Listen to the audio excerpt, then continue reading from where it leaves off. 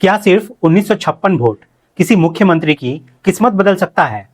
क्या एक ऐसा नेता जो लगातार 15 साल तक सत्ता पर राज करता रहा हो, अचानक चुनाव हार सकता है? और क्या उस जीत के पीछे काम करने वाले एक शख्स की जान जो है इतनी सस्ती हो सकती है कि उसे गोलियों से भून दिया जाए?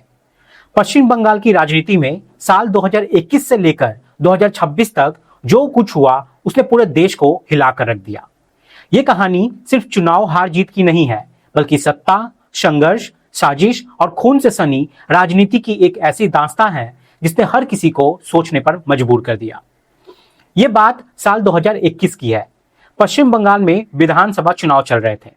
पूरे राज्य में राजनीतिक माहौल बेहद गर्म था।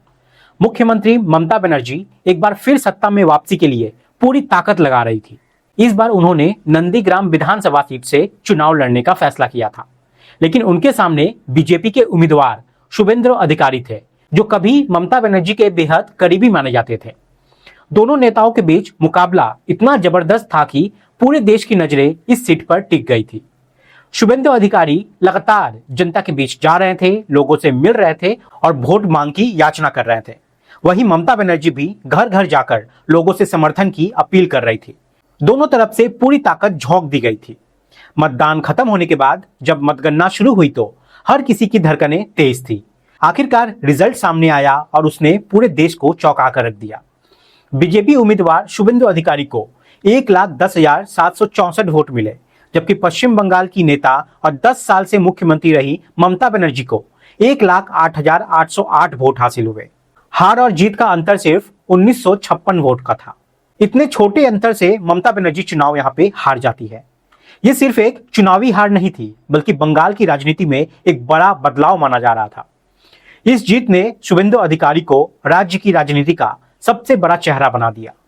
समय बीतता गया और फिर साल 2026 में विधानसभा चुनाव फिर से आए। इस बार भी माहौल बेहद तनावपूर्ण था। ममता बनर्जी फिर मैदान में थी। उन्होंने इस बार भवानीपुर विधानसभा सीट से अपनी किस्मत आजमाई। दूसरी तरफ बीजेपी ने एक बार फिर शुभेंद्र अधिकारी पर भरोसा जताया।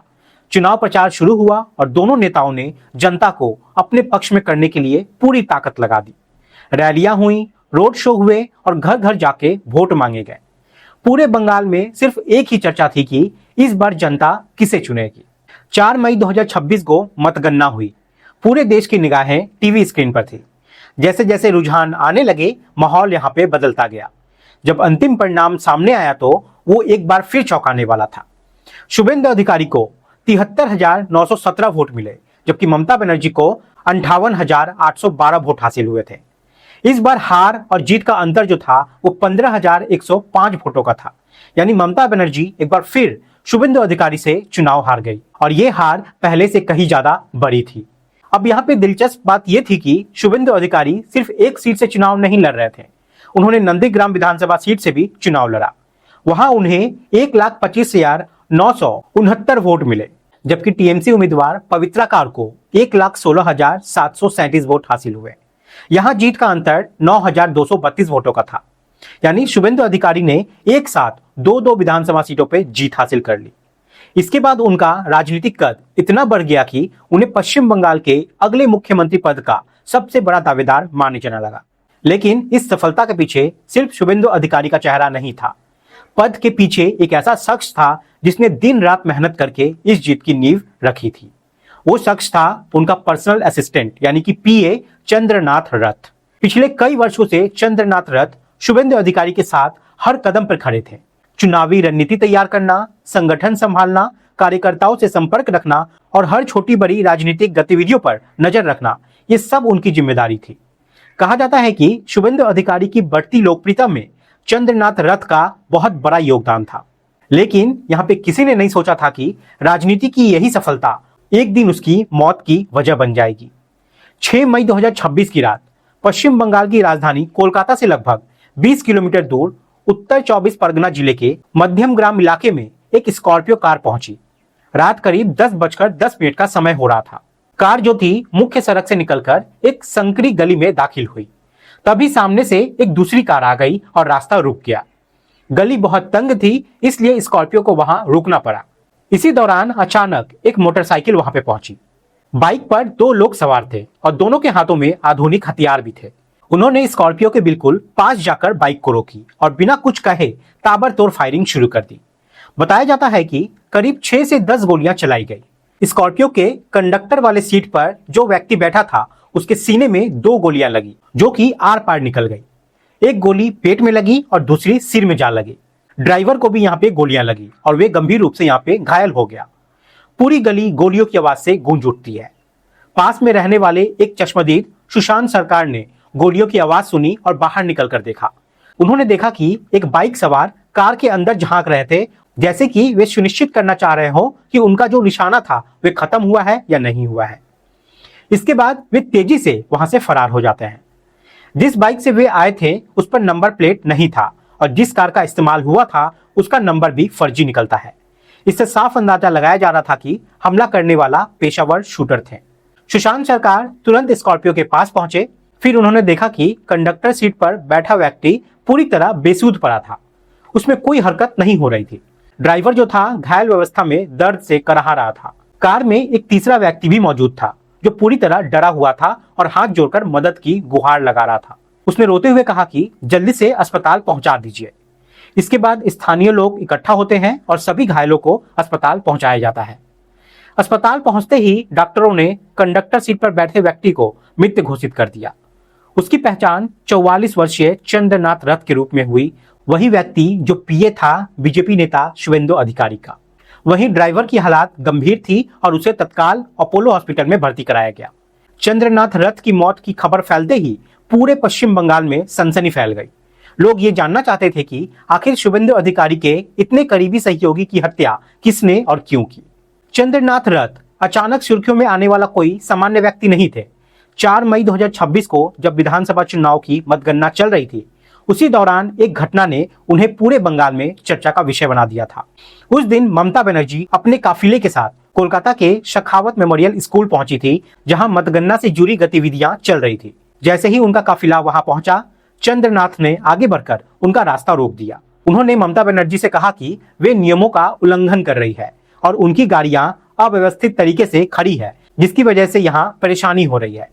अब उस समय वहां पे भारी हंगामा खड़ा हो गया। चंद्रनाथ ने मुख्यमंत्री का विरोध करते हुए साफ शब्दों में कहा कि वे उन्हें आगे नहीं जाने देगा। मौके पर मौजूद पुलिस अधिकारियों ने किसी तरह इस स्थिति को संभाला था। कई लोग नारेबाजी कर रहे थे और ममता बनर्जी के खिलाफ भ्रष्टाचार के आरोप लगाते हुए विरोध प्रदर्शन कर रहे थे। इस पूरे घटनाक्रम के बाद पहली बार पूरे बंगाल को पता चला कि चंद्रनाथ रथ आखिर कौन है और शुभेंदु अधिकारी के साथ उनकी क्या भूमिका है। दरअसल चंद्रनाथ रथ पश्चिम बंगाल के पूर्व मेदिनीपुर जिले के चंडीपुर इलाके के रहने वाले थे। उनकी मां पंचायत सदस्य थी। चंद्रनाथ रथ ने लगभग 20 वर्षों तक भारतीय वायुसेना में अपनी सेवाएं दी थी। एयरफोर्स में लंबे समय तक काम करने के बाद उन्होंने स्वैच्छिक सेनावृत्ति ले ली थी। रिटायरमेंट के बाद जब वे अपने घर लौटे, तभी उन्होंने फैसला किया था कि अब वे राजनीति में सक्रिय भूमिका निभाएंगे और शुभेंदु अधिकारी के साथ काम करेंगे। उस समय शुभेंदु अधिकारी तृणमूल कांग्रेस यानी टीएमसी में थे। ये पार्टी के बड़े नेताओं में गिने जाते थे और ममता बनर्जी के बेहद करीबी माने जाते थे। लेकिन धीरे धीरे उनके और पार्टी के बीच मतभेद बढ़ने लगे। आखिरकार साल 2019 में शुभेंदु अधिकारी ने टीएमसी छोड़ दी और भारतीय जनता पार्टी में शामिल हो गए। उनके इस फैसले ने बंगाल की राजनीति में भूचाल ला दिया था। चंद्रनाथ रथ ने भी अपने नेता का साथ नहीं छोड़ा। उन्होंने भी टीएमसी से दूरी बना ली और शुभेंदु अधिकारी के साथ बीजेपी में शामिल हो गए। इसके बाद उन्होंने पूरी तरह खुद को शुभेंदु अधिकारी के राजनीतिक मिशन में झोंक दिया। उनका काम सिर्फ पीए का नहीं था, वे चुनावी रणनीति तैयार करने से लेकर संगठनात्मक गतिविधियों तक हर जिम्मेदारी संभाल रहे थे। कौन कार्यकर्ता किस इलाके में काम करेगा, किस क्षेत्र में प्रचार तेज करना है, किस वोटर तक पहुंच बनानी है, इन सब पर चंद्रनाथ रथ की पैनी नजर रहती थी। कहा जाता है कि 2026 के विधानसभा चुनाव में भवानीपुर और नंदीग्राम सीट पर शुभेंदु अधिकारी के जीत के पीछे सबसे बड़ी भूमिका चंद्रनाथ रथ की ही थी। उन्होंने पद के पीछे रहकर ऐसी रणनीति बनाई कि 15 सालों से मजबूत माने जाने वाली ममता बनर्जी के राजनीतिक किले में दरार पड़ गई। बंगाल की राजनीति में बीजेपी को जिस मजबूती की जरूरत थी, उसे खड़ा करने में चंद्रनाथ रथ की मेहनत साफ दिखाई दे रही थी। यही वजह थी कि शुभेंदु अधिकारी का नाम अब मुख्यमंत्री पद की दौड़ में सबसे आगे माने जाने लगा था। लेकिन चुनाव खत्म होने के सिर्फ 2 दिन बाद ही चंद्रनाथ रथ की हत्या ने पूरे राज्य को हिला कर रख दिया। सोशल मीडिया पर यह खबर आग की तरह फैल गई। हर जगह बस एक ही चर्चा थी कि आखिर उसकी हत्या किसने की और क्यों की। क्या ये सिर्फ एक आपराधिक घटना थी या इसके पीछे राजनीति का बड़ा खेल छिपा हुआ था? इसी बीच चंद्रनाथ रथ की मां का बयान सामने आता है। जब पत्रकार उनसे मिलने पहुंचे तो उन्होंने बेहद भावुक होकर कहा कि उनके बेटे की सिर्फ एक ही गलती थी कि वे पूरी ईमानदारी और मेहनत के साथ शुभेंदु अधिकारी को चुनाव जिताया और ममता बनर्जी को हराने में अहम भूमिका निभा रहे थे। उन्होंने आरोप लगाया कि उनके बेटे की हत्या राजनीतिक बदले की भावना से की गई है। उनका कहना था कि यह हत्या ममता बनर्जी के हाथ की खींच निकालने के लिए की गई है। हालांकि पुलिस और प्रशासन लगातार ये कह रहे हैं कि मामले की निष्पक्ष जांच की जा रही है और जल्दी यहां पे आरोपी को पकड़ लिया जाएगा। बताया गया कि चुनाव परिणाम आने के बाद राज्य में कई जगह हिंसक घटनाएं भी हुई थी और इन घटनाओं में लगभग 5 लोगों की मौत हो चुकी थी और चंद्रनाथ रथ भी उन्हीं में से एक थे। उनकी हत्या ने बंगाल की राजनीति को और ज्यादा गर्म कर दिया। लोग ये मानने लगे थे कि सत्ता परिवर्तन के साथ साथ राज्य में राजनीतिक संघर्ष भी बेहद खतरनाक मोड़ ले चुका है। स्थिति को देखते हुए इस पूरे मामले की जांच के लिए एसआईटी यानी कि स्पेशल इन्वेस्टिगेशन टीम का गठन किया गया। आईजी स्तर के अधिकारी को जांच की जिम्मेदारी सौंपी गई ताकि हर पहलू की गहराई से जांच पड़ताल हो सके। पुलिस ने कई संदिग्धों को हिरासत में भी लिया है और उनसे पूछताछ शुरू की है। कुछ हिस्ट्री शीटर अपराधियों से भी पूछताछ की जा रही है। पुलिस का दावा है कि जल्द ही इस हत्याकांड का खुलासा कर दिया जाएगा। फिलहाल पुलिस की जांच जारी है और सभी की नजरें इस बात पर टिकी है कि आखिर चंद्रनाथ रथ की हत्या के पीछे असली वजह क्या थी। क्या ये राजनीतिक साजिश थी? क्या ये बदले की कार्यवाही थी या फिर इसके पीछे कोई और कहानी छिपी हुई है? इन सवालों का जवाब जांच पूरी होने के बाद ही सामने आ पाएगा। लेकिन इतना जरूर है कि इस हत्याकांड ने पूरे पश्चिम बंगाल की राजनीति को हमेशा के लिए बदल दिया है। आप सतर्क रहें, सावधान रहें। जय हिंद, जय भारत।